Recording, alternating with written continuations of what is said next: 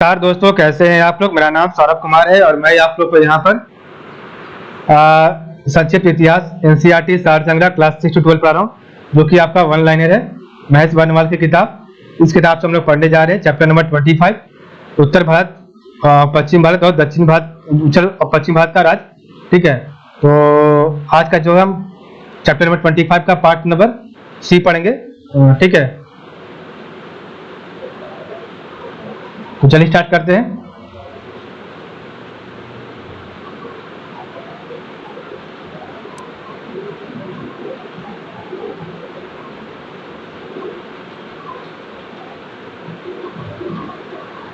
तो पूर्वी और उत्तरी भारत, जौनपुर और कश्मीर।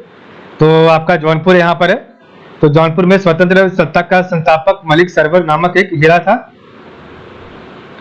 तो जौनपुर में स्वतंत्र सत्ता का संस्थापक मलिक सरवर नामक एक हीरा था, और जिसने मलिक उस सर की उपाधि धारण की, इसलिए उसके द्वारा स्थापित राजवंश सरकी राजवंश कहलाया। ठीक है, तो जौनपुर में स्वतंत्र सत्ता का संस्थापक मलिक सरवर नामक एक हीरा था, जिसने मलिक उस सर की उपाधि धारण की, और इसलिए उसके द्वारा स्थापित राजवंश सरकी राजवंश कहलाया।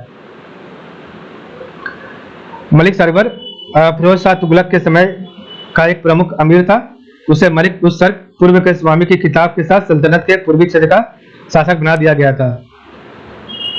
सरकी सुल्तानों ने जौनपुर को पूर्वी उत्तर प्रदेश में अपनी राजधानी बनाया। सरकी सुल्तानों ने दिल्ली की स्थापत्य शैली की नकल नहीं की, बल्कि अपनी एक शैली विकसित की। तो सरकी सुल्तानों ने जौनपुर को जो है पूर्वी उत्तर प्रदेश में अपनी राजधानी बनाया, और सरकी सुल्तानों ने दिल्ली की स्थापत्य शैली की नकल नहीं की, बल्कि अपनी एक अलग शैली की विकसित की। ठीक है, अलग शैली विकसित की।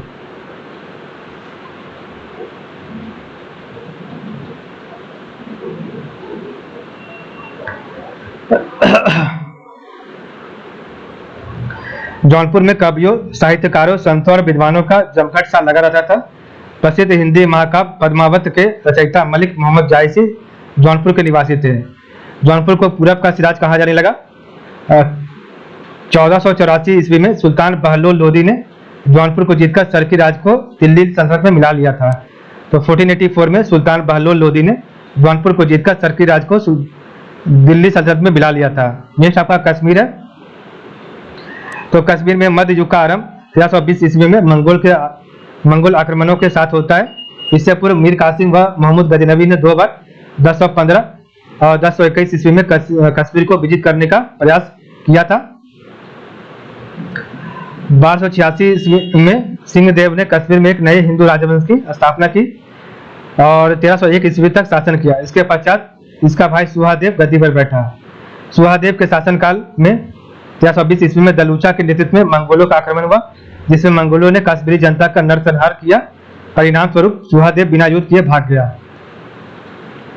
सुहादेव के शासनकाल में 30 शरणार्थी थे, जिनमें लद्दाख से आया हुआ चिरिचन, तरिस्तान से आया हुआ लंगरचक और शाहमीर प्रमुख थे। मंगोल आक्रमण के बाद फैली अव्यवस्था का लाभ उठाकर रिचन ने सत्ता का अधिग्रहण कर लिया। नेक्स्ट आपका शिहाबुद्दीन। तो शिहाबुद्दीन का शासनकाल 1356 से लेकर 1376 तक था।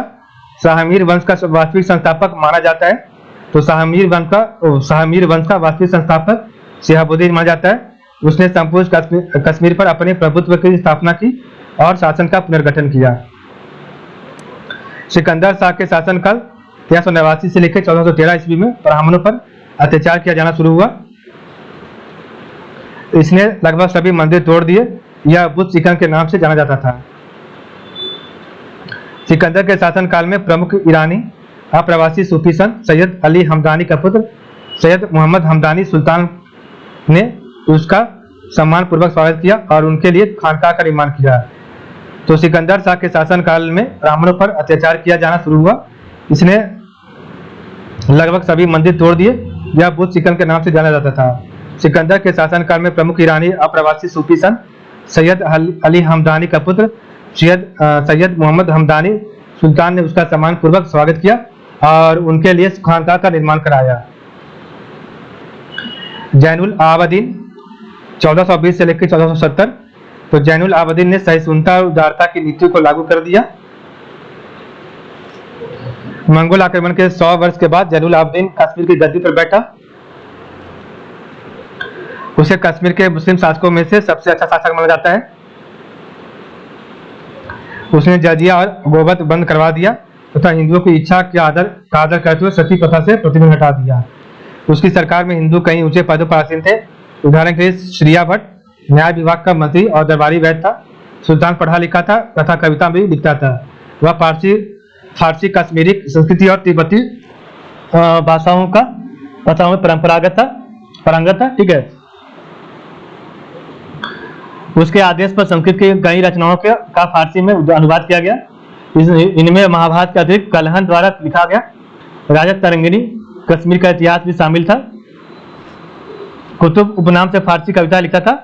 ठीक है। तो जो आपका है कलहन कुतुब उपनाम से फारसी कविता लिखता था। ठीक है। उसने कश्मीर में कई शिल्पों को बढ़ावा दिया, जैसे पत्थर काटना, पत्थर पर पॉलिश करना और बोतल बनाना, स्वर्णकारी आदि। जैनुल आबदीन के कश्मीर के विकास के लिए भी काम किया। जेल साजी की कला सीखने के लिए उसने कारीगरों को समरकंद भेजा। उसने 1470 तक शासन किया। कश्मीर लोगों ने उसे बुढ़ शाह महानरेश उपाधि से सम्मानित किया। उसकी उदार नीतियों के कारण उसे कश्मीर का अकबर और मूल्य नियंत्रण व्यवस्था के कारण कश्मीर का अलाउद्दीन खिलजी कहा जाता है। तो कश्मीरी लोगों ने उसे बुढ़ शाह महानरेश की उपाधि से सम्मानित किया। उसकी उदार नीतियों के कारण उसे कश्मीर का अकबर और मूल्य नियंत्रण व्यवस्था के कारण कश्मीर का अलाउद्दीन खिलजी कहा जाता है। सुल्तान ने बड़ी संख्या में बांध, नहरें और पुल बनवाकर कृषि को प्रोत्साहन दिया। जौना लंका उसकी अभियांत्रिक इंजीनियरिंग संबंधी उत्कृष्ट उपलब्धि थी। तो जौना लंका उसकी इंजीनियरिंग संबंधी उत्कृष्ट उपलब्धि थी। जौना लंका उलर झील में तैयार कृत्रिम द्वीप था, जिस पर उसके द्वारा राजमहल और मस्जिद बनवाई गई थी। ठीक है। तो जौना लंका उलर झील में तैयार कृत्रिम द्वीप था, जिस पर उसके द्वारा राजमहल और मस्जिद बनवाई गई थी। इस प्रकार हमने देखा आज का वीडियो। तो आज के लिए बस इतना ही। आपका चैप्टर नंबर 25 कंप्लीट हो गया। तो आप लोग का बहुत बहुत धन्यवाद।